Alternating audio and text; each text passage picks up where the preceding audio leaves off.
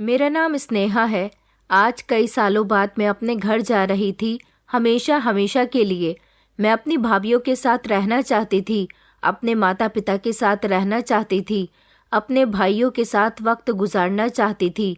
लेकिन हर बार ही कोई न कोई प्रॉब्लम आ जाती थी और मैं अपने घर जाने से रुक जाती थी। लेकिन इस बार मैंने फैसला कर लिया था कि मैं अपने घर जाकर ही रहूंगी। आखिरकार अब मेरी पढ़ाई पूरी हो चुकी थी। अब मेरा यहाँ रुकने का कोई फायदा नहीं था। मेरी उम्र 22 साल है और मैं बिजनौर के एक छोटे से गांव की रहने वाली थी।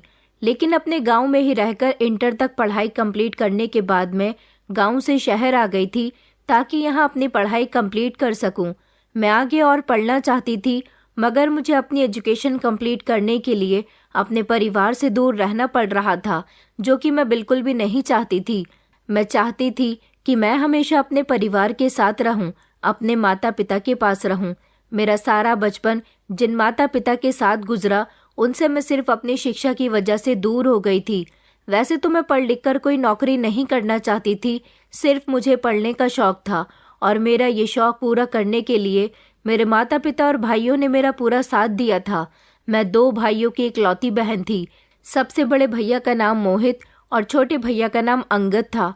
मेरे दोनों ही भाई मुझसे बहुत प्यार करते थे। मैंने गरीब परिवार में जन्म लिया था।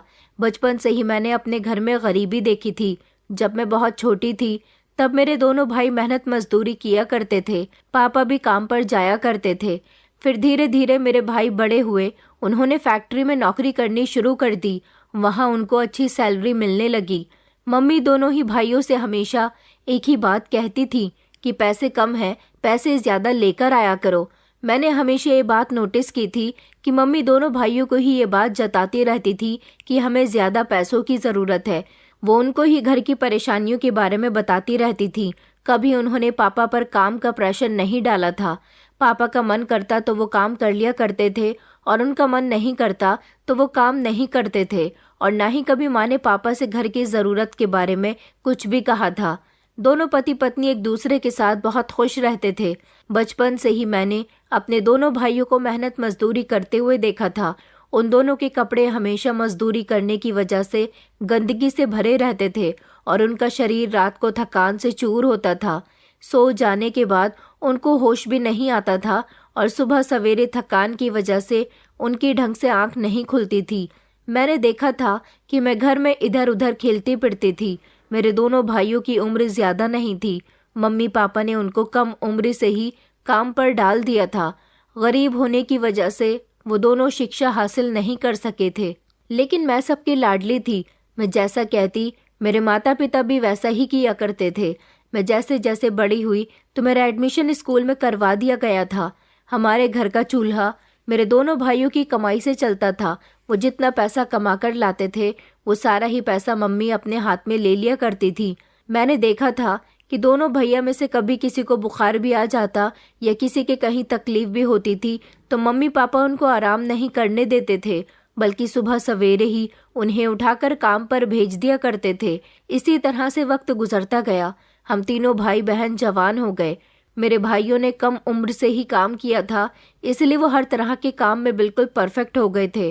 कोई भी मेहनत का काम आसानी से कर लिया करते थे और जवान होने पर उनकी मेहनत रंग लाई थी। वो अच्छे खासे पैसे कमाने लगे थे। एक बड़ी सी कपड़ा बनाने वाली फैक्ट्री में उनकी नौकरी लग गई थी, जहां वो दोनों अच्छे खासे पैसे कमा रहे थे। मेरे पापा तो मनमौजी थे, अपनी मर्जी के मुताबिक जिंदगी गुजारा करते थे।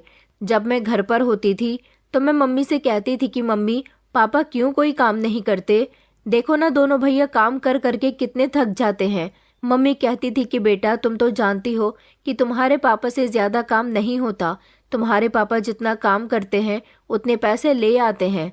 बेटा तुम्हारे पापा की हड्डियां बूढ़ी हो चुकी हैं और बूढ़े शरीर में जवान जैसी ताकत नहीं रहती। अब तुम्हारे दोनों भाई तो जवान हैं। तुम्हारे पिता जब इस उम्र में थे तो उन्होंने भी बहुत काम किया था, मगर अब क्या किया जाए, उनकी सेहत उन्हें ये सब करने की इजाज़त नहीं देती। तुम बहुत भाग्यशाली हो जिसे अंगद और मोहित जैसे भाई मिले हैं। मेरे दोनों बेटे बहुत ही अच्छे हैं। उन्होंने घर को बहुत अच्छे से संभाल लिया है और अब तो ऊपर वाले की कृपा है कि घर में किसी चीज़ की कोई कमी नहीं है। हमारा ये घर कितना टूटा फूटा और पुराना सा था। मेरे दोनों बेटों ने अपनी कमाई से इस घर को कितना सुंदर बना दिया है। मेरे दोनों ही भाइयों को इतनी फुर्सत नहीं होती थी कि वो कभी छुट्टी भी कर ले। उन दोनों की सेहत भी ज़्यादा अच्छी नहीं थी, मगर मैंने देखा था कि मम्मी उनका बहुत ख्याल रखती थी। रात को जब वो घर आते थे तो उनको पेट भरकर खाना खिलाया करती थी। ज़्यादा मेहनत करने की वजह से वो दोनों भाई बिल्कुल फिट थे। ना तो उनके पेट निकले हुए थे और ना ही वो मोटे थे। उनके अंदर बहुत फुर्ती थी। हाँ, घर में हमेशा आराम करने की वजह से मेरे पापा ज़रूर मोटे हो गए थे, जिनका पेट बाहर निकल आया था और जो सारा दिन चारपाई पर बैठकर मम्मी से गप्पे लड़ाते रहते थे। जैसे ही मेरा इंटर कंप्लीट हुआ तो मैं घर में बोर रहने लगी थी। मम्मी तो ज़्यादातर घर के काम में लगी रहती थी और पापा वहीं इधर उधर की बातें घुमाते रहते थे। मैं उनकी बातों से बोर हो जाती थी। मेरा स्कूल ख़त्म हुए सिर्फ कुछ ही महीने गुजरे थे। मेरे साथ की सारी सहेलियों ने अपना कॉलेज में एडमिशन करवाया था और वो सभी दिल्ली पढ़ने के लिए गई थी। मैंने सोचा कि मुझे भी वहीं पढ़ने जाना चाहिए। मैंने इस बारे में जब अपने मम्मी पापा से बात की तो उन्होंने मुझे इतनी दूर भेजने से फ़ौरन ही इनकार कर दिया। उन्होंने कहा कि तुम्हें आगे पढ़ने की क्या ज़रूरत है, हमें कौन सा तुमसे नौकरी करवानी है जो तुम इतना पढ़ना चाहती हो। मैंने कहा कि मुझे अपना शौक़ पूरा करना है, वैसे भी मैं सारा दिन घर में बोर हो जाती हूँ। मैंने अपने माता पिता से बहुत ज़िद की तो उन्होंने मेरी ज़िद पूरी नहीं की। मैं उस दिन घर में उदास बैठी हुई थी जब मेरे दोनों भाई काम से वापस आए। मेरे दोनों भाई जब काम से वापस आते थे तो मुझसे बहुत देर तक बातें किया करते थे। कहते थे कि तुमसे बातें करने के बाद हमारे सारे दिन की थकान उतर जाती है। मगर उस दिन मैं उदास बैठी हुई थी, इसलिए उन दोनों से कोई बात नहीं कर सकी। वो दोनों कहने लगे कि क्या हुआ, हमारी बहन उदास क्यों है, उसके चेहरे पर आज मुस्कुराहट क्यों नहीं है। तभी मम्मी ने बर्तन पटकते हुए कहा कि आज तुम्हारी बहन को नई जिद लग गई है, ये पढ़ने के लिए शहर जाना चाहती है। तुम लोग जानते हो ना कि दिल्ली कितनी दूर है। इसकी सहेलियां जो करेंगी इसे भी वही करना है, मगर हम इसे खुद से दूर नहीं कर सकते। अंगद भैया कहने लगे कि हाँ माँ, आप ठीक कहती हो, हम इसे खुद से दूर नहीं जाने देंगे। मैंने भैया से रिक्वेस्ट की कि भैया प्लीज़ आप दोनों तो मम्मी पापा को मना लो ना, मुझे आगे और पढ़ना है। मैंने आप लोगों से कभी कुछ नहीं मांगा और शिक्षा तो हर इंसान के काम आती है। आप लोग तो कभी स्कूल नहीं गए ना, इसलिए आपको कुछ नहीं पता, मगर मुझे पता है कि कॉलेज लाइफ क्या होती है और स्कूल में पढ़ने में भी कितना मज़ा आता है। मेरी सारी सहेलियाँ मुझसे दूर हो जाएंगी। मैं उनके साथ ही दिल्ली में एडमिशन लेना चाहती हूँ। प्लीज़ मुझे जाने दीजिए, प्लीज़ मेरा वहाँ एडमिशन करवा दीजिए ना। मेरी इतनी सी ही रिक्वेस्ट पर मेरे दोनों भाई मान गए थे और उन्होंने कहा था कि अगर हमारी बहन कुछ चाहती है तो हम उसकी डिमांड को ज़रूर पूरा करेंगे। इस तरह मेरा एडमिशन दिल्ली में हो गया था और फिर मैं दिल्ली की ही यूनिवर्सिटी में पढ़ने लगी थी और वहाँ हॉस्टल में रहने के लिए मुझे कमरा भी मिल गया था। मगर मुझे अपने घर वालों की बहुत याद आया करती थी। जब मेरी छुट्टियाँ हुआ करती थी तो मैं 2 दिन के लिए घर रहने के लिए चली जाती थी और फिर वापस आ जाया करती थी। कुछ दिनों बाद मुझे पता चला कि मम्मी ने दोनों भैया का रिश्ता तय कर दिया है। उन्होंने मुझे दोनों ही लड़कियों का फ़ोटो सेंड किया था। मुझे तो अपनी दोनों होने वाली भाभियाँ बहुत पसंद आई थी, लेकिन परेशानी वाली बात ये थी कि मम्मी ने दोनों भैया की शादी इतनी जल्दी कर दी थी कि मुझे भी घर आने का मौका नहीं मिल सका था। उन दिनों मेरे एग्ज़ाम चल रहे थे और मैं अपने भाइयों की शादी में शामिल नहीं हो सकी थी। दोनों भाई कहते थे कि हमारी बहन नहीं आएगी तो हमारी शादी नहीं होगी, मगर मम्मी ने उनसे कहा कि उसे भी बहुत शौक था शहर जाने का। अब हमसे दूर चली गई है तो यही लगा रहेगा। वैसे तो मैंने भी उनको बोल दिया था कि कोई बात नहीं, शादी सिंपल तरीके से ही तो हो रही है। मैं बाद में अपनी दोनों भाभियों से मिल लूँगी जब मेरे एग्ज़ाम ख़त्म हो जाएंगे। तो मैं फ़ौरन ही अपने घर गई थी। मेरी दोनों भाभियाँ बहुत अच्छी थीं, बहुत सुंदर थीं। मैं उनके साथ वक्त गुजारना चाहती थी, लेकिन 2 दिन से ज़्यादा उनके साथ नहीं रुक सकी। फिर वापस अपनी यूनिवर्सिटी आ गई थी। मेरे दोनों भैया भी अपनी अपनी पत्नियों के साथ बहुत खुश थे। हमारे घर का माहौल खुशियों में डूब चुका था। मैंने देखा था कि हमारे घर में भी काम हुआ था। 2 भाइयों की शादी एक साथ हुई थी, इसलिए दोनों भाभियों के लिए अलग अलग पोर्शन बनाए गए थे। मेरी मम्मी और पापा ग्राउंड फ्लोर पर रह रहे थे। मैं खुशी खुशी वहाँ से वापस आ गई थी, लेकिन उसके बाद मैं जब भी अपनी भाभियों के साथ समय बिताने के लिए घर पर गई थी तो मुझे घर का माहौल बड़ा ही बदला हुआ सा लगा था। मेरी भाभियाँ शुरू शुरू में तो मुझे बड़ी ही चहकती महकती दिखाई दी थी, लेकिन बाद में तो वो मुरझाई मुरझाई सी लगती थी। मुझे लगा शायद शादी के बाद लड़कियों को एडजस्ट होने में थोड़ा टाइम लगता है। मैं 2 दिन से ज़्यादा अपने घर पर नहीं रुकती थी, और कभी अगर मैं 1 हफ्ते के लिए घर आने के लिए मम्मी से फ़ोन पर बात करती तो मम्मी कहती थी कि तुम्हें अपनी पढ़ाई ख़राब करके यहाँ आने की कोई ज़रूरत नहीं है। अब तुम अपनी पढ़ाई पर ही ध्यान दिया करो, तुम घर की परवाह मत किया करो, यहाँ तुम्हारी भाभियाँ हैं हमारा ख्याल रखने के लिए। इसके साथ ही मम्मी ने मुझे एक और खुशखबरी दी थी। उन्होंने मुझे बताया था कि अब तुम्हारे दोनों भाइयों ने अपनी कपड़े की दुकान कर ली है, और वो दुकान भी बाजार के बीच में है। तुम्हारे दोनों भाइयों की दुकान बहुत अच्छी चल रही है। ये बात सुनकर मुझे बहुत खुशी हुई थी कि मेरे भैया जो पहले कपड़े की फैक्ट्री में काम किया करते थे, अब उन्होंने खुद की कपड़े की दुकान खोल ली थी। अब तो सारा का सारा प्रॉफिट उनका ही हो रहा होगा। अपने भाइयों की कामयाबी से मुझे हमेशा खुशी हुई थी, लेकिन मैं हैरान इस बात पर होती थी कि पहले तो मम्मी मुझे शहर नहीं आने दे रही थी, और अब जब मैं घर आने के लिए जब भी मम्मी से कहती तो वो मुझे यही कह दिया करती थी कि तुम बस अपनी पढ़ाई पर ध्यान दिया करो, यहाँ ज़्यादा मत आया करो, यहाँ आने से तुम्हारी पढ़ाई में नुकसान हो जाता है। मम्मी की बात सुनकर मुझे गुस्सा आ जाता था और मैं घर जाती ही नहीं थी। अब तो जब से दोनों भैया ने दुकान की थी, वो मुझे फ़ोन भी नहीं करते थे, मुझे घर बुलाते भी नहीं थे, और पापा तो ऐसे थे कि मैं खुद उनसे बात करती थी तो मुझसे बात कर लिया करते थे, वरना कभी उन्हें अपनी बेटी की याद नहीं आती थी। लेकिन इस बार मेरी पढ़ाई पूरी हो गई थी और मैंने सोचा था कि मैं घर जाकर सब लोगों को सरप्राइज़ दूंगी कि मैं घर आ रही हूँ, और वो भी हमेशा हमेशा के लिए। 3 साल बीकॉम कंप्लीट करने में मुझे यहाँ पर लग गए थे, और इन 3 सालों में मेरे घर पर काफ़ी कुछ बदल गया था। मेरे गांव के लोग भी मुझे बहुत याद किया करते थे, ऐसा मुझे मेरे दोनों भाई बताया करते थे। मुझे पता था कि वो लोग मुझे याद करते हैं क्योंकि मेरे दोनों भाई मुझसे बहुत प्यार करते थे। भैया तो अच्छे थे, भाभियाँ भी अच्छी थी। जब मैं उनकी शादी के बाद घर जाया करती थी तो वो मुझसे बहुत अच्छे से पेश आती थी, लेकिन जब मैं यहाँ आ जाती थी तो किसी से इतना नहीं होता था कि कोई मुझसे फ़ोन पर बात भी कर ले। मैं भाभियों की इस हरकत से बहुत नाराज़ थी और मैंने सोच लिया था कि मैं घर जाकर एक एक से बात करूँगी। मैं जब अपना सामान लेकर घर आई तो मैंने सोचा कि मुझे मेरे घर वाले देखकर खुश हो जाएंगे, मगर मम्मी के मुंह से तो फौरन ही ये बात निकली थी कि तुम इतनी जल्दी कैसे आ गई। मैंने कहा, मम्मी आपको नहीं पता, मेरी पढ़ाई कंप्लीट हो चुकी है, अब मैं आगे नहीं पढ़ना चाहती। मम्मी कहने लगी कि बेटा, आने से पहले तुम्हें बता देना चाहिए था। मैंने कहा, क्यों, अपने घर में आने से पहले भी क्या बताना पड़ता है?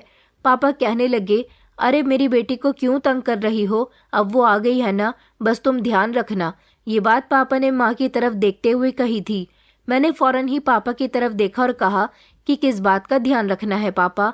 पापा ने मुस्कुराकर कहा कि नहीं नहीं बेटा, कुछ नहीं।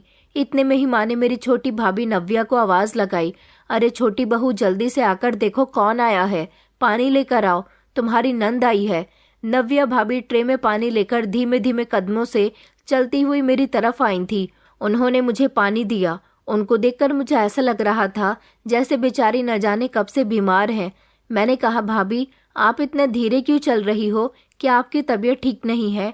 वो मुझे पहले से बहुत ज़्यादा कमज़ोर नज़र आ रही थी। मम्मी ने उनको इशारा दिया कि जाकर देखो, चूल्हे पर दाल चढ़ाई है, कहीं जल न जाए। भाभी तो वहाँ से चली गई थी। मम्मी कहने लगी कि बेटा, तुमने इनको बहुत दिनों बाद देखा है ना, इसलिए तुम्हें ऐसा लग रहा है। मुझे अपना घर भी बहुत पसंद आया था। हमारे घर में मरम्मत का काम हुआ था, दोनों भाइयों के लिए कमरे बने थे और नया पेंट भी हुआ था, इसलिए घर बहुत अच्छा लग रहा था। अचानक ही मेरी नज़र नीचे वाले पोर्शन पर गई जहाँ एक कोने की तरफ को सीढ़ियाँ जा रही थी। मैं जैसे ही उधर की तरफ गई तो पापा कहने लगे कि बेटा, वहाँ पर कुछ ज़रूरी सामान रखने के लिए एक छोटा सा तहखाना बनवा दिया है। मैंने कहा, मतलब कि बेसमेंट? पापा कहने लगे कि हाँ हाँ बेटा वही। दोनों भाई अपनी दुकान पर गए हुए थे। मुझे बड़ी भाभी कहीं दिखाई नहीं दे रही थी, उनका नाम चेतना था। मैंने कहा, मम्मी चेतना भाभी कहाँ है? मम्मी कहने लगी कि बेटा वो आराम कर रही है, उसकी तबीयत कुछ ठीक नहीं है। मैंने कहा, अच्छा रुकिए, मैं ज़रा उनके कमरे में होकर आती हूँ। ये कहते हुए जैसे ही मैंने अपने कदम बढ़ाए तो मम्मी ने मेरे हाथ पकड़ लिया और कहने लगी कि बेटा तुम थोड़ी देर आराम कर लो, उसके बाद सबसे मिल लेना। रात हुई तो दोनों भाई के घर आने का टाइम भी हो गया था। तभी चेतना भाभी और नव्या भाभी दोनों ही मुझे बड़ी अजीब नज़रों से देख रही थी। मैंने देखा कि चेतना भाभी की हालत भी बहुत कमज़ोर हो रही थी। उनकी आंखों के नीचे काले घेरे थे। मैंने अपने दोनों भाइयों से कहा, क्या मेरी भाभीयों को यहाँ खाना नहीं मिल रहा? मेरी भाभियाँ कितनी कमज़ोर हो गई हैं। इस बात पर मेरी दोनों भाभियाँ तो कुछ नहीं बोली। भैया कहने लगे, क्या करें, जिस दिन से दोनों घर में आई हैं दोनों की दवाइयाँ ही चलती रहती हैं। दोनों अपने शरीर में दर्द बताती रहती हैं। घर में माँ भी उनसे ज़्यादा काम नहीं करवाती, फिर भी इन लोगों को पता नहीं क्या परेशानी है। मैंने कहा, अरे ये तो बहुत ही अजीब बात है, तो फिर आप लोग लापरवाही ना करें, दोनों भाभियों को शहर के अस्पताल लेकर जाएं, वहाँ उनका इलाज करवाएं। इतने में ही मेरी मम्मी बोल पड़ी और कहने लगी कि अच्छा अच्छा तुम खामोश रहो, जब से आई हो बोले चली जा रही हो, और अब खाना खाकर अपने कमरे में जाकर आराम करना। मैं खामोश हो गई थी और खाना खाने के बाद कमरे में जाकर आराम करने लगी थी। रात को मैं सो गई थी। सुबह के लगभग 7 बजे का टाइम हो रहा था जब मुझे किसी के रोने की आवाज़ आने लगी। मैं जैसे ही उठकर कमरे से बाहर निकली तो मैंने देखा कि मेरी छोटी भाभी अपनी टांगों में सर रखकर ज़मीन पर एक तरफ बैठकर रो रही थी। उनको जब मैंने रोते हुए देखा तो मैं उनके पास गई कि भाभी, आप रो क्यों रही हो? क्या बात है भाभी, और इतनी सुबह सुबह आप यहाँ पर क्या कर रही हो? भाभी ने जल्दी से मुझे देखकर अपने आंसू साफ किए और वो कहने लगी कि कुछ नहीं स्नेहा, मैं रो नहीं रही, बस मेरी आंख में कुछ आ गया था। और तुम इतनी सुबह सुबह क्यों उठ गई हो? चलो जाओ अपने कमरे में जाकर आराम करो, मैं भी जा रही हूँ। ये कहकर वो फौरन ही अपने कमरे में चली गई। बड़ी अजीब बात थी, उन्होंने झूठ क्यों कहा कि वो रो नहीं रही थी? मैंने खुद अपनी आंखों से उनको रोते हुए देखा था। कई दिन इसी तरह से गुजर गए थे। मेरी दोनों भाभियों के चेहरे से तो जैसे मुस्कुराहट खत्म ही हो गई थी। कभी मैं बड़ी भाभी के सुबह सवेरे रोने की आवाज़ सुनती तो कभी छोटी भाभी के रोने की आवाज़ सुनती, और कोई भी भाभी मुझे अपने रोने की वजह नहीं बताती थी। एक दिन मेरे गांव की सहेलियां मुझसे मिलने के लिए आई हुई थी। जब मेरी दोनों भाभियां उनके लिए नाश्ता लगाने लगी तो अचानक बड़ी भाभी के हाथ से चाय की ट्रे गिर गई, जिसकी वजह से सारा फर्श गंदा हो गया था और भाभी बहुत घबरा गई। मैंने कहा, भाभी कोई बात नहीं है, आपको इतना घबराने की ज़रूरत नहीं है। लेकिन मम्मी के शब्द बड़े ही करारे थे और उनके एक्सप्रेशन बहुत ही सख्त थे। उन्होंने कहा कि नहीं बेटा, इन दोनों को समझना चाहिए कि मेहमानों के सामने काम कितना संभलकर और ध्यान से करना चाहिए। मुझे तो मम्मी के ऐसे शब्द सुनकर बड़ी हैरानी हुई थी। इतनी छोटी सी बात पर वो भाभीयों के लिए इतना गुस्सा जाहिर कैसे कर सकती थी? मेरी सहेलियां भी ठंडी सांस भरकर रह गई थी और फिर थोड़ी देर के बाद वो वहाँ से चली गईं, क्योंकि सब जानते थे कि मेरी मम्मी एक बार अगर किसी बात को कह दे तो कोई उन्हें वापस पीछे नहीं हटा सकता था। उसके बाद जो कुछ भी हुआ उसने मेरा दिल दहलाकर रख दिया था। मम्मी ने किसी जालिम औरत की तरह मेरी भाभी को डांटकर कमरे से बाहर निकाला और उन्हें अपने पोर्शन में बने तहखाने में भेज दिया। मम्मी का ऐसा जालिमाना बर्ताव देखकर मुझे बड़ी हैरानी हुई थी। मम्मी के आगे तो मैं भी ज़्यादा नहीं बोलती थी, क्योंकि मम्मी मुझे भी डांट कर खामोश करवा दिया करती थी। सुबह के समय मम्मी ने भाभी को तहखाने में बंद कर दिया और कहा कि रात तक कोई भी इसको नहीं बचाएगा। मुझे ये सब बिल्कुल भी अच्छा नहीं लग रहा था। मैंने मम्मी को बहुत मना किया था कि वो भाभी से कुछ न कहें, मगर उन्होंने मुझे डांट दिया था और उनकी डांट से हमेशा मुझे डर लगता था। मम्मी ने कहा था कि मेरे घर की हालत इन दोनों बहुओं के आने से बहुत ख़राब हो गई। आइंदा अगर किसी ने ऐसी हरकत करने की कोशिश की तो उसके साथ भी ऐसा ही होगा। ये बात मम्मी मेरी दूसरी भाभी को बोल रही थी। दूसरी भाभी डरकर एक तरफ खड़ी हुई थी। मैं खामोशी से अपने कमरे में आ गई थी। इस सब की वजह से मुझे सुकून नहीं मिल रहा था। पूरे दिन के लिए भाभी को तहखाने में मम्मी ने बंद कर दिया था। मुझे नहीं पता था कि मम्मी ने उनको रात तक के लिए बंद कर दिया है। मुझे तो लगा कि शायद उन्होंने तहखाने की सफाई करने की सज़ा उन्हें सुनाई है, मगर सुबह की बंद हुई भाभी को जब मैंने रात को तहखाने से निकलते हुए देखा तो मेरे पैरों तले से ज़मीन निकल गई थी कि सुबह से भाभी उसमें बंद थी। मुझे बहुत हैरानी हुई थी। भाभी की हालत बहुत ख़राब थी, उनसे ठीक से चला भी नहीं जा रहा था। ऐसा लग रहा था जैसे उनके पैरों में बहुत दर्द हो रहा है। मेरी दोनों भाभियाँ ही सारा दिन घर का कोई ना कोई काम किया करती थी। मैं घर की बेटी थी, इसलिए मम्मी मुझसे कोई काम नहीं करवाती थी, हालांकि वो खुद भी घर के काम किया करती थी। अगले दिन फिर ऐसा हुआ कि मेरी छोटी भाभी ने किचन की सफाई ठीक से नहीं की थी। ये सब जब मेरी मम्मी को पता चला तो उन्होंने मेरी छोटी भाभी को भी तहखाने में बंद कर दिया था। और कुछ समय के बाद जब भाभी तहखाने से बाहर निकली और उनके पीछे मम्मी भी बाहर आई थी, मम्मी के हाथों में ढेर सारे पैसे थे। भाभी के तहखाने से बाहर निकलते ही मम्मी ने उसके दरवाजे पर ताला लगा दिया और भाभी को अपने दुपट्टे के पल्लू से एक गोली निकाल कर दी, जिसे मम्मी के इशारे पर उन्होंने पानी के साथ निगल लिया। मम्मी ने मुझे अच्छी तरह से समझा दिया था कि मैं उनके और भाभीियों के मामले में ना बोला करूं। अगर मैंने कुछ भी कहा तो वो मेरी शादी करवा देंगी। एक न एक दिन मेरी शादी होनी तो थी, लेकिन वो समय से पहले मेरी शादी कर देना चाहती थी और उन्होंने कहा था कि मैं तुम्हारी शादी करने में ज़्यादा सोच विचार नहीं करूंगी। तुम जानती हो कि जल्दबाजी के फैसले हमेशा गलत होते हैं। वो मुझे इतना डरा दिया करती थी कि मैं कुछ भी सोच समझती नहीं थी और बस खामोशी से जो घर में हो रहा था वो सब कुछ देखती रहती थी। भाभी तो कमरे में चली गई थी, उनसे ठीक से चला भी नहीं जा रहा था, वो लंगड़ा लंगड़ा कर चल रही थी। भाभी अपने कमरे में जाकर गहरी नींद में सो गई थी। मैं बहुत परेशान थी। मैं नहीं जानती थी कि आखिर मेरे घर में क्या चल रहा है और इस तहखाने का क्या राज है। चलो, तहखाना बंद करने वाली बात तो समझ आती है, लेकिन वो लंगड़ाकर क्यों चल रही थी? क्या किसी ने उनके साथ मारपीट की थी या फिर कोई और बात थी? मम्मी ने कहा था कि इस घर में जो कुछ हो रहा है वो सब खामोशी से देखती रहना, कभी अपने भाइयों को भी कुछ बताने की कोशिश मत करना। मेरी मम्मी ने मुझे इस तरह से डरा दिया था कि मैं कुछ भी नहीं कर पा रही थी। घर में ये सब होने की वजह से रात को मैं ठीक से नहीं सो पाती थी। भाभियां भी कुछ नहीं कहती थी। मेरे सामने बार बार भाभियों का बेबस और मुरझाया हुआ चेहरा आ जाता था। अगर भाभी की गलती थी तो मम्मी ने इतने प्यार से उन्हें कमरे में क्यों भेज दिया? अब एक नया सवाल मेरे दिमाग में घूम रहा था। मेरे पापा सारा दिन घर के आंगन में बिछी चारपाई पर बैठे रहते थे। वहीं पर बराबर में मम्मी भी जाकर बैठ जाती थी और दोनों पति पत्नी आपस में न जाने क्या क्या खुसुर पुसुर करते रहते थे। रात को जैसे ही दोनों भाइयों के घर आने का टाइम होता तो भाभियां ऐसे रिएक्ट करती थी जैसे उनको कुछ हुआ ही नहीं था, और सारा दिन वो ऐसे रिएक्ट करती थी जैसे बहुत ज़्यादा बीमार हैं और उनसे ठीक से चला भी नहीं जा रहा। अब ऐसा हर रोज़ ही होने लगा था। इस सब तमाशे से पहले मम्मी मुझे मेरे कमरे में भेज दिया करती थी। मेरा कमरा मम्मी के कमरे की बराबर में ही था, इसलिए मैं अपने कमरे के दरवाजे से चोरी चुपके सब कुछ देखती रहती थी। एक दिन मैं किचन में अपनी दोनों भाभियों के साथ मौजूद थी। उस दिन घर में मम्मी नहीं थी, तो मैंने अपनी छोटी भाभी से पूछा कि भाभी, आप उस दिन लंगड़ाकर क्यों चल रही थी? जिस पर वो खामोश होकर सर झुका गईं और कुछ न बोली। भाभी की खामोशी पर मैंने उनसे कुछ भी पूछना बंद कर दिया, लेकिन मैं जानना चाहती थी कि आखिर क्या बात है। मैंने अपनी बड़ी भाभी से तो इस बारे में 2-3 बार पूछा था, उन्होंने भी मुझे कुछ नहीं बताया। हाँ, मैंने एक दिन उनको बहुत ज़्यादा तंग किया तो उन्होंने तंग आकर मुझे मेरी बात का जवाब दे दिया था। कहा था कि तुम इस घर की बेटी हो, तुम बहुत भाग्यशाली हो, बस इससे आगे हम तुम्हें कुछ नहीं कह सकते, क्योंकि मैं नहीं चाहती कि हमारे जैसा भाग्य तुम्हारा भी हो। वो मुझसे हाथ जोड़कर कहने लगी कि बस मैं तुम्हें इतना ही बता सकती हूँ, इससे आगे मुझसे कभी कोई सवाल मत करना। मैं अपना सवाल भूल गई और भाभी का ऐसा बर्ताव देखकर मैं अपने कमरे में आ गई थी।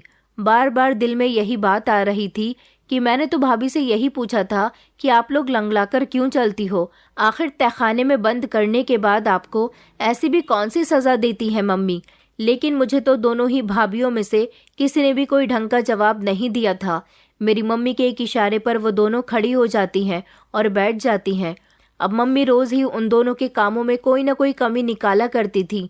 अगर घर में धूल का एक कतरा भी दिखाई दे जाता तो कभी बड़ी भाभी को तहखाने वाले कमरे में भेज देती तो कभी छोटी भाभी को, और फिर बेचारी लंगड़ाकर कमरे से बाहर निकलती थी। मुझे ये देखकर अपनी भाभियों के लिए दिल में तरस भी आता था और अपनी मम्मी के लिए दिल में नफरत बढ़ जाती थी। अगर उनको उनकी गलती की सज़ा दी जाती थी तो फिर उनके कमरे से निकलने के बाद वो उनको नींद की गोली क्यों खिलाया करती थी? मेरे दोनों ही भाई काम में इतने बिजी होते थे कि रात को घर में देर से आते थे और सुबह को दिन निकलने से पहले ही दुकान पर चले जाते थे। उन बेचारों की तो कभी कोई छुट्टी ही नहीं हुई थी और उन दोनों के सामने तो दोनों ही भाभियां बिल्कुल खामोश रहती थी। मम्मी मुझे ज़्यादा से ज़्यादा दोनों भाइयों के सामने आने से रोक दिया करती थी। उनके काम से आने से पहले ही मुझे मेरे कमरे में भेज दिया करती थी। कहती थी कि तुम जाकर आराम करो और वापस कमरे से बाहर मत निकलना। मेरा गुस्सा भी अगले ही दिन ख़त्म हो चुका था, क्योंकि मुझसे अपनी भाभियों की तकलीफ़ देखी नहीं जाती थी। एक दिन मेरी छोटी वाली भाभी से खाना जल गया तो मम्मी बहुत गुस्सा हुई थी और उन्होंने छोटी भाभी को भी इस तहखाने में दोबारा से बंद कर दिया और मुझे मेरे कमरे में भेज दिया। बड़ी भाभी को भी डांटकर उनके कमरे में भेज दिया और खुद तहखाने के पास कुर्सी रखकर बैठ गई।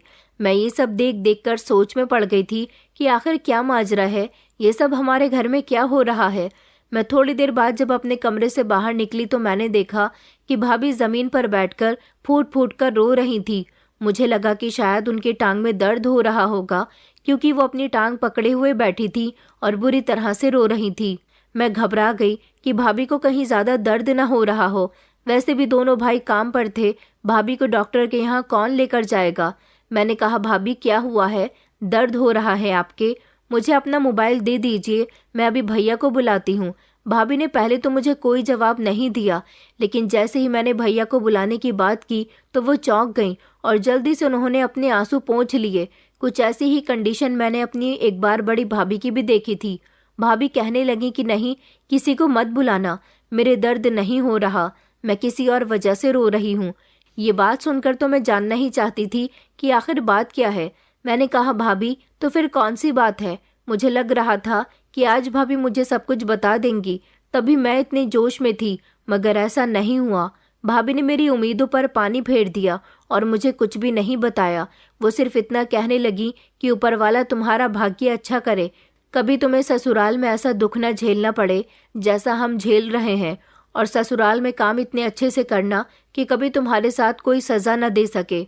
मैं भाभी की बात सुनकर अफसोस में चली गई थी कि वो बिल्कुल ठीक कह रही हैं। मेरी मम्मी उनके साथ कुछ ज्यादा ही स्ट्रिक्ट है। मैंने भाभी से कहा था कि भाभी आप परेशान ना हो, सब कुछ ठीक हो जाएगा, मम्मी का बिहेवियर भी आपके साथ अच्छा हो जाएगा, वो शुरू से ही बहुत स्ट्रिक्ट है। भाभी कहने लगी कि नहीं नहीं, ऐसा कुछ नहीं है, मैं माँ जी की वजह से उदास नहीं हूँ, गलती मेरी ही है। तुम भी तो देखो ना, मैंने अच्छा खासा खाना जला दिया, मुझे अपना ध्यान भटकाना ही नहीं चाहिए था। अब हर रोज ऐसा ही हो रहा था। दोनों भाभी मुझे कुछ बताती भी नहीं थी और कोई भी गलती होने पर मम्मी उन्हें तहखाने में बंद कर दिया करती थी। मेरे लाख पूछने पर भी उन दोनों में से किसी ने मुझे कुछ नहीं बताया था। वो दोनों मुझे अपने मुंह से कुछ बताती तब तो मैं उनकी कोई मदद करती, मगर वो दोनों चाहती ही नहीं थी कि मैं उनकी मदद करूं। ऊपर से मुझे अपनी मम्मी का भी कुछ समझ नहीं आता था। पहले तो वो उन पर बहुत बरसती थी, गलती होने पर उन्हें बहुत डांटती थी और उन्हें तहखाने में बंद कर दिया करती थी, लेकिन जब वो तहखाने से बाहर निकल कर आती तो उन्हें नींद की गोली देकर उनके कमरे में भेज देती थी कि जाओ जाकर आराम करो। भला ये कौन सी सज़ा है? पहले सज़ा देना, फिर उसके बाद सज़ा देने वाले इंसान के साथ प्यार और तसल्ली जताना, बड़ी ही अजीब बात थी। मम्मी से भाभीियों के बारे में कोई बात करती तो मम्मी उल्टा मुझे ही डांट दिया करती थी। पापा तो कुछ भी सुनने के काबिल नहीं थे और दोनों भाइयों को तो इतनी फुर्सत ही नहीं थी कि वो मेरे साथ बैठकर थोड़ी देर बातचीत भी कर सकें। ये सारी सच्चाई जानने के लिए एक दिन मैंने सोचा कि आखिर इस तहखाने का क्या राज है, मुझे जानना होगा। और यही जानने के लिए एक दिन मैंने घर में रखे हुए शीशे के गिलास तोड़ दिए। उस समय किचन में मेरे साथ साथ मेरी दोनों भाभियां भी मौजूद थीं। कांच टूटने की आवाज़ सुनकर मम्मी फौरन ही किचन के अंदर आई तो मैंने उसका इल्ज़ाम अपनी बड़ी भाभी पर लगा दिया। बड़ी भाभी तो जैसे घबरा गईं, उन्होंने मेरी तरफ गौर से देखा। मैंने कहा, मम्मी देखो ना, भाभी ने नए कांच के गिलास तोड़ दिए। मम्मी को बेहद गुस्सा आया। उन्होंने फौरन ही भाभी का हाथ पकड़ा, जिस पर भाभी की आंखों में आंसू आ गए थे और शरीर में डर की लहर दौड़ उठी थी। मम्मी हाथ पकड़कर तो भाभी को अपने साथ ले जा रही थी, मगर छोटी भाभी भी बहुत डर रही थी। मेरा मन करता था कि मैं उन दोनों से सवाल करूं कि आखिर ऐसी कौन सी सज़ा है जिसकी वजह से तुम लोग इतना डर जाती हो। यही जानने के लिए तो मैंने अपने प्लान का पहला कदम उठाया था। मम्मी उनको तहखाने की तरफ लेकर गईं, मगर वो तहखाने की चाबी भूल गई थी। उन्होंने भाभी से वहीं खड़े रहने के लिए कहा और खुद चाबी लेने के लिए चली गईं। इतने में मैं भाभी के पास गई और मैंने भाभी का दुपट्टा अपने हाथों से उतारा। भाभी कहने लगी, ये तुम क्या कर रही हो स्नेहा? मैंने कहा, आप लोग तो मुझे कुछ नहीं बताती हो, मैं खुद ही अंदर जाकर देखूंगी कि आखिर इसके अंदर जाकर आप लोगों को कैसे सज़ा मिलती है। गिलास तो मैंने तोड़े थे, मगर इल्ज़ाम मैंने आप पर लगा दिया, इसलिए नहीं कि मैं आपको सज़ा दिलवा सकूं, बल्कि इसलिए कि मैं खुद सब कुछ अपनी आंखों से देख सकूं। मैंने भाभी का दुपट्टा लेकर अपने सिर पर ओढ़ लिया था और उस दिन मैं भाभी के जैसे ही मैच होते हुए कपड़े पहन रही थी। भाभी को मेरी बात पर गुस्सा आया और भाभी ने एक ही झटके से मेरे सर से दुपट्टा उतारकर फिर से अपने ऊपर पहन लिया। कहने लगी, तुम्हें अगर सच्चाई जाननी है तो तुम्हें अंदर जाने की जरूरत नहीं है, बल्कि तुम खामोशी से मेरे पीछे पीछे आ जाना और खुद अपनी आंखों से देख लेना। मम्मी आई, उन्होंने ताला खोला और भाभी को जैसे ही उन्होंने तहखाने के अंदर भेजा तो मैंने फौरन ही पास रखा फ्लावर पॉट जमीन पर गिरा दिया। उसके गिरने से मम्मी पीछे पलटी थी और मैं उनके पीछे पलटते ही तहखाने के अंदर चली गई थी। मम्मी का ध्यान भटक चुका था। उन्होंने भाभी और मुझे अंदर भेजकर बाहर से तहखाने का दरवाज़ा बंद कर दिया। यहाँ पर 2-3 सीढ़ियाँ बनी हुई थी जिनसे उतरकर नीचे की तरफ जाना था। भाभी और मैं सीढ़ियाँ उतरते हुए नीचे की तरफ गए। फिर एक बड़ा सा पर्दा लगा हुआ था। भाभी ने मुझे कहा कि तुम यहीं खड़ी होकर सब कुछ देख लेना तो तुम्हें सब कुछ पता चल जाएगा, और हाँ, अंदर मत आना। मैं पर्दे के पीछे छुप गई।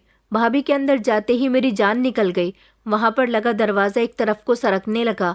सामने ही एक खूबसूरत कमरा बना हुआ था जिसमें ज़मीन पर महंगा वाला कारपेट बिछा हुआ था और इर्द गिर्द ज़मीन पर आराम से टेक लगाकर बहुत सारे लड़के और आदमी बैठे हुए थे। थोड़ी देर बाद एक लड़की वहां से मेरी भाभी को दूसरे कमरे में ले गई। जब भाभी वापस आई तो बहुत ही सुंदर लग रही थी, किसी दुल्हन की तरह। फिर गाना बजने लगा और मेरी भाभी उस गाने पर डांस करने लगी। वो लगभग 3-4 घंटे तक डांस करती रही थी और मैं रोते हुए अपनी भाभी को अपने हिस्से का जुल्म सहते हुए देख रही थी। फिलहाल काफ़ी सारा वक्त गुजर जाने के बाद एक एक करके वो सारे आदमी वहां से जाने लगे और फिर जाने से पहले सब लोग अपनी अपनी हैसियत के मुताबिक ढेर सारे पैसे रखकर जा रहे थे। मेरी भाभी नाच नाच कर इस कदर थक गई कि जब मम्मी ने दरवाज़ा खोला तो उनसे चला भी नहीं जा रहा था और वो लंगड़ाकर चलती हुई बाहर निकली। मैं भी खामोशी से बाहर निकल गई थी। मुझे इतना अफसोस हो रहा था कि मेरी भाभी ये जुल्म न जाने कब से सह रही हैं। यही वजह है कि उनकी सेहत भी ठीक नहीं होती और उनकी टांगों में और शरीर में हमेशा दर्द होता रहता है। ये लोग तो गांव की अनपढ़ और मासूम लड़कियां थीं। ये सारे जुल्म इतनी खामोशी से बर्दाश्त कर रही थी, लेकिन मैं अपनी आंखों से देखकर खामोश नहीं रह सकती थी। मैं पढ़ी लिखी लड़की थी और इतना तो बहुत अच्छे से जानती थी कि जुल्म खामोशी से बर्दाश्त नहीं करना चाहिए। अब मेरी आंखों के सामने सब कुछ आ चुका था। मुझे पता चल चुका था कि आखिर हमारे घर में हो क्या रहा है और मैं इस पर खामोश नहीं हो सकती थी। मुझे पूरी उम्मीद थी कि मेरे दोनों भाइयों को इस बारे में कुछ पता नहीं होगा, क्योंकि मेरे दोनों भाई बहुत अच्छे थे। मम्मी ने तो ज़रूर अपनी दोनों बहुओं को बहुत परेशान करके रखा हुआ था, लेकिन मेरे दोनों भाई तो उनको खुश रखने के लिए हर वो काम किया करते थे जिससे मेरी भाभियाँ खुश रहती थी। लेकिन मम्मी उनके साथ बहुत गलत कर रही थी। मैं उसी समय अपने कमरे में आई और मैंने फ़ौरन पुलिस को फ़ोन करके सब कुछ बता दिया था और पुलिस को ये भी बताया था कि आप लोग खुद अपनी आंखों से आकर ये सब कुछ देख लेना और हमारे घर की तलाशी भी ले लेना। अगले दिन जब पुलिस हमारे घर पर आई तो मेरी छोटी भाभी की बारी थी और वो उसी समय तहखाने में बंद थी। जैसे ही पुलिस आई तो पुलिस ने हमारे घर पर छापा मार दिया। वहां पर मौजूद सारे आदमियों को पकड़ लिया गया। मेरी मम्मी और पापा को भी अरेस्ट कर लिया गया, क्योंकि घर के मालिक तो वही दोनों थे। दोनों भाई उस समय घर में मौजूद नहीं थे। मम्मी पापा हैरान थे कि पुलिस को आखिर किसने बुलाया और पुलिस को पता भी कैसे चल गया कि यहाँ पर नाच गाने का अड्डा चल रहा है। पुलिस ने जब मेरे मम्मी पापा को अरेस्ट किया तो उनको बता दिया था कि हमें इसी घर से फ़ोन किया गया था। मम्मी पापा चिल्ला रहे थे कि हमें छोड़ दो, हमने कुछ नहीं किया, ये सब कुछ हमारी दोनों बहुएं कर रही थी। मेरी दोनों भाभियां बहुत डरी हुई थी। उस समय मैं सामने आई और मैंने पुलिस को बताया कि आप लोगों को मैंने फ़ोन किया था। ये सब सुनकर मम्मी पापा के तो होश ही उड़ गए थे, क्योंकि उन्हें अपनी बेटी से ऐसी उम्मीद नहीं थी। मैंने उनको बताया कि मैं सारी सच्चाई जान चुकी हूँ। भाभियों को इस तहखाने में बंद करने के बाद उनके साथ क्या किया जाता है, ये खबर उड़ते उड़ते पूरे गांव में फैल गई थी कि मेरे मम्मी पापा को पुलिस ने अरेस्ट कर लिया है और किस जुर्म में अरेस्ट किया है, ये बात भी उन्हें पता चल गई थी। अभी पुलिस हमारे घर में ही थी और खबर घूमते घूमते मेरे दोनों भाइयों की दुकान तक भी पहुंच गई थी। जब उनको ये बात पता चली तो उन दोनों के होश उड़ गए और उन दोनों ने जल्दबाजी में अपनी दुकान को बंद किया और फौरन ही घर पहुंचे थे। दोनों भाई घर आए तो पुलिस वालों से कहने लगे कि आपने आखिर किस जुर्म में हमारे माता पिता को अरेस्ट किया है। मैंने भैया को सब कुछ बता दिया। मैंने बताया कि ये सब कुछ आपकी पत्नियों के साथ न जाने कब से हो रहा है और ये सब करने वाला कोई और नहीं बल्कि मम्मी है। दोनों भाइयों को यकीन नहीं हुआ। उन्होंने मुझे डांट लगाई और कहा कि तुम्हारी हिम्मत कैसे हुई हमारी मम्मी के बारे में ऐसी बात करने की, और बेटा तुमने पुलिस को इस मामले में क्यों घसीट लिया। जैसे ही बड़े भैया की नज़र अपनी पत्नी पर गई तो उनका चेहरा फक पड़ गया था। मैंने भैया से कहा, भैया मम्मी सच में ऐसा करती हैं। मैंने भाभीियों की तरफ देखकर कहा, आखिरकार आप लोग कब तक इस तरह खामोश होकर ये जुल्म सहती रहोगी। अब समय आ गया है कि आपको अपना मुंह खोलना होगा और सबको सच्चाई बतानी होगी। मम्मी तो बहुत चिल्ला रही थी कि मैंने कुछ नहीं किया, मुझे छोड़ दो, मुझ पर इल्ज़ाम लगाया जा रहा है। वहाँ जो मर्द मौजूद थे और मेरी भाभी का डांस बड़े मज़े लेकर देख रहे थे और उन पर खूब पैसा लुटा रहे थे, उनसे पूछताछ की गई तो उन्होंने बताया कि ये सब कुछ करने वाली यही औरत है। हम तो कई सालों से यहाँ आते हैं और इन दोनों लड़कियों का डांस देखते हैं, इनकी कीमत भी देकर जाते हैं। ये सुनकर मेरे भैया के पैरों तले से ज़मीन निकल गई। वो धीरे धीरे चलते हुए माँ की तरफ गए और कहने लगे कि माँ, आखिर आपने हमारी पत्नियों के साथ ऐसा क्यों किया। और पिताजी क्या आप भी ये सब कुछ जानते थे? अगर जानते थे तो आपने अपनी बहुओं को रोकने की कोशिश क्यों नहीं की, उन्हें बचाया क्यों नहीं। आज मम्मी पापा के पास झूठ बोलने का कोई रास्ता नहीं था। मम्मी पापा दोनों ही सर झुकाकर खड़े हुए थे। पुलिस वाले कहने लगे कि जो भी बताना है जल्दी जल्दी बताओ, हमें इनको थाने लेकर जाना है। मम्मी ने शर्मिंदा होते हुए कहा कि बेटा हमें माफ़ कर दो, हम बहुत लालची हो गए थे। कहते हैं ना कि लालच बहुत बुरी बला है, और जब एक बार इंसान की आंखों में लालच करने का जुनून उतर आता है तो फिर वो बार बार लालच में डूबता चला जाता है। दरअसल तुम दोनों हमारे बेटे नहीं हो। ये शब्द सुनकर तो हम तीनों भाई बहन के चेहरे का रंग उड़ गया था। छोटे भैया कहने लगे, ये आप क्या कह रही हो माँ। पिताजी कहने लगे कि हाँ बेटा, सही कह रही है। शायद हमारे अपने बेटे होते तो हम उनकी पत्नियों के साथ ऐसा कभी ना करते। तुम दोनों हमारा खून नहीं हो। कई सालों पहले हम अपने गांव में रहा करते थे। वहां पर हम लोग बहुत गरीब थे। मैंने गांव के एक आदमी की जेब से 2000 रुपये चुरा लिए थे और मुझे पैसे चुराते हुए वहां पर मौजूद कुछ लोगों ने देख लिया था। मुझे पकड़कर वहां बहुत बुरा मारा गया, मुझसे पैसे भी छीन लिए गए और मुझे सज़ा भी दी गई। सज़ा ये थी कि हमें अपना घर छोड़कर जाना होगा, यहाँ तक कि गांव भी छोड़कर जाना होगा, क्योंकि वहाँ के सरपंच जी ने हमें यही सज़ा दी थी। उन्होंने कहा था कि हमारे गांव में चोर नहीं रह सकते, क्योंकि हमारे गांव में बहुत कम चोरी होती थी और अगर कोई चोरी कर भी लेता तो उसके लिए सज़ा बड़ी ही ख़तरनाक होती थी। फिर भी मुझे मेरी बेटी की खातिर सज़ा नहीं दी गई। मैं अपनी पत्नी और बेटी का इकलौता रखवाला था। मेरी सज़ा यही थी कि मैं इस गांव को छोड़कर चला जाऊं। इसलिए मैं स्नेहा और तुम्हारी माँ को लेकर शहर आ गया था। शहर आने के बाद हमारे दिन बहुत बुरे गुजरे थे।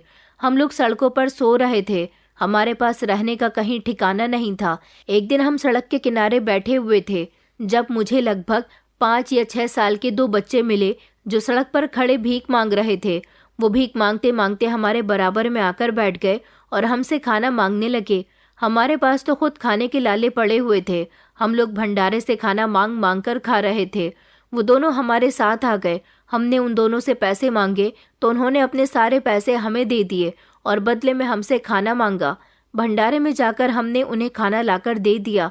उन्होंने पेट भरकर खाना खाया और फिर वो दोनों बच्चे हमारे ही साथ रहने लगे। वो दोनों बच्चे कोई और नहीं, वो तुम दोनों ही हो। हमने सोचा कि हमारे पास एक 6 महीने की बेटी है, हम खुद तो भूखे रह सकते हैं मगर अपनी बेटी को भूखा कैसे रखें, इसलिए हमने तुम दोनों से भीख मंगवाया। तुम दोनों को अपने बारे में और अपने परिवार के बारे में ज़्यादा कुछ पता नहीं था, क्योंकि तुम दोनों बहुत छोटे थे। जो तुमसे जैसा कहता तुम वैसा ही कर लिया करते थे। हम तुम दोनों को वहाँ से लेकर दूसरे शहर में आ गए थे ताकि तुम्हारा कोई अपना तुम्हें पहचान न ले और हमसे छीन न ले। हमने सोचा कि आगे चलकर तुम हमारा बहुत बड़ा सहारा बन सकते हो। तुम अभी भीख मांग रहे हो और हमें काफ़ी सारे पैसे लाकर दे रहे हो, और हमारे पास तो हमारी बेटी के अलावा कोई दूसरी औलाद भी नहीं है। क्यों ना हम तुम लोगों से फ़ायदा उठाएं। हमने जवान होते हुए भी तुम दोनों मासूम बच्चों से मेहनत मजदूरी करवाई, तुमसे भीख मंगवाया और तुम्हारी मेहनत की कमाई से हमने बहुत कुछ किया। जैसे जैसे तुम बड़े होते गए हमने तुम्हें हर तरह के काम पर डाल दिया। तुम पर कभी कोई रहम नहीं किया।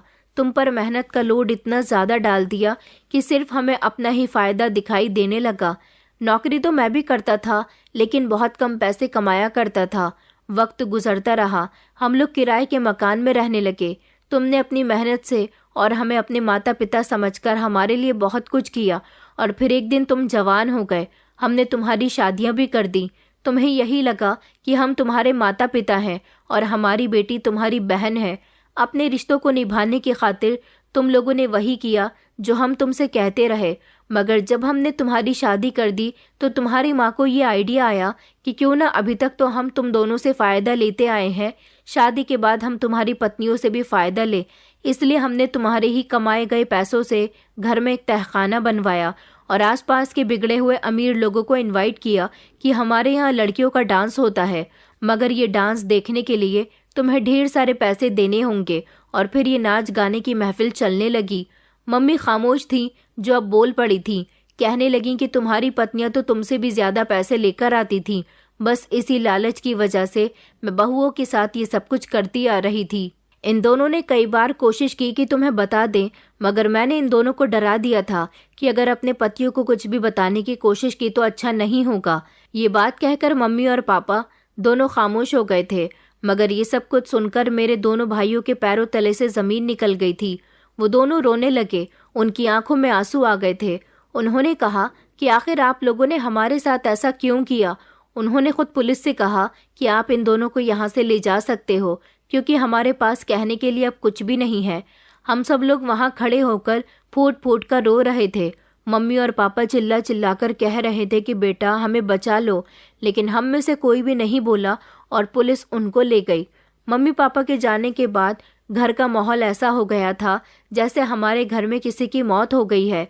भाभीयों को आज़ादी मिल चुकी थी। दोनों भाइयों ने उनसे माफ़ी मांगी और कहा कि हमें तुम्हारी तकलीफ़ के बारे में समझना चाहिए था, मगर हमने तो सिर्फ हमेशा अपने काम को वैल्यू दी, कभी तुम्हारी दुख तकलीफ़ को समझने की कोशिश नहीं की। हमेशा वही किया जो हमारे माता पिता ने हमसे कहा। मुझे लगा था कि अब ये दोनों मेरे भाई नहीं हैं तो मुझे अब मेरे माता पिता की वजह से कभी कोई अहमियत नहीं देंगे, मगर उन्होंने कहा कि तुम भले ही हमारी सगी बहन नहीं हो, मगर हमने तुम्हें हमेशा अपनी सगी बहन की तरह प्यार किया और तुम हमारे लिए हमारी सगी बहन ही रहोगी। मैं ऊपर वाले के बने हुए रिश्तों की सुंदरता को देख रही थी कि मेरे दोनों भाइयों ने मुझे इतना चाहा जितना सगे भाई भी नहीं चाहते।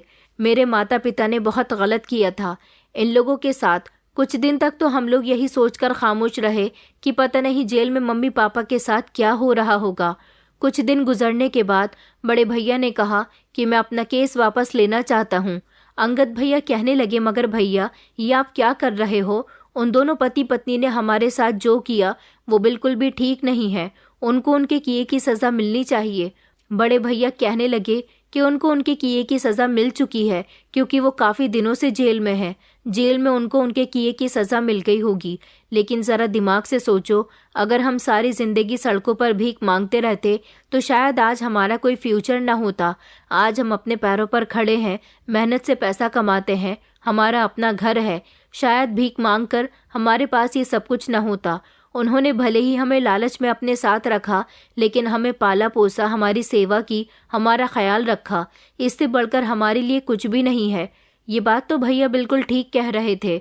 मेरी आंखों में खुशी के आंसू उतर आए थे कि क्या इन दोनों जैसे अच्छे इंसान भी इस दुनिया में होते हैं। उन्होंने कितनी गहराई से सोचा था। और फिर कुछ दिनों के बाद ही वो मम्मी पापा को घर वापस ले आए थे। उन्होंने पुलिस से अपना केस वापस ले लिया था।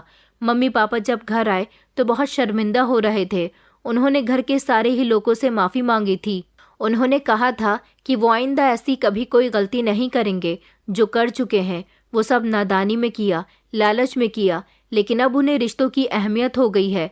उनको उनके किए की सज़ा जेल में मिल गई। जेल की ज़िंदगी आसान नहीं होती, ये उन्हें समझ आ गया था। और अपने बच्चों के साथ रहते हुए उनकी ज़िंदगी कितनी अच्छी गुजर रही थी, ये वही जानते थे। उन्होंने मुझसे भी माफ़ी मांगी थी और कहा था कि बेटा, अगर तुम उस दिन ये कदम न उठाती तो शायद हम अपने पाप को आगे बढ़ाते रहते।